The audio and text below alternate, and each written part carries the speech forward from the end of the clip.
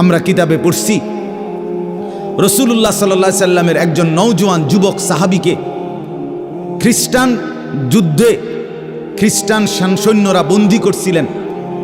খ্রিস্টান সেনাপতি এতটা সুন্দর ছিলেন, উনি নিজের মেয়েকে বিয়ে দেওয়ার জন্য খ্রিস্টান সেনাপতি ওই যুবক সাহাবীকে প্রস্তাব দিছিলেন, তুমি আমার ইসলাম ছেড়ে খ্রিস্টান ধর্ম গ্রহণ করো, আমার সুন্দরী রূপসী কন্যা তোমাকে বিয়ে দেব।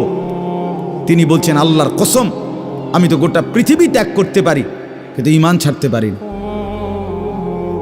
তখন বন্দী করে রাখছে নিজের রূপসী মেয়েকে 3 দিন আবদ্ধ ঘরে। ওই সেনাপতি নিজের মেয়েকে বলছে, তুই তার সাথে একাকী থাক 3 দিন, যে কোনো মূল্যে তুই তাকে অপকর্ম করতে চেষ্টা কর। 3 দিন পরে সেই মেয়ে ওই আবদ্ধ ঘর থেকে বের হয়ে বলছিল, বাবা ইন্নাহু হাজারুন আম শাজারুন, আল্লাহর কসম বাবা, আমার মনে হয় যে এই লোকটা এটা হয় পাথর নয়তো কোনো গাছ। লা ইয়ালতাফিতু ইলাইয়া মাররাতান, সে তো আমার দিকে একবারের জন্য এক নজর ফিরেও তাকায়। মানুষের কোনো অনুভূতি তো নাই মনে হয় তার মধ্যে।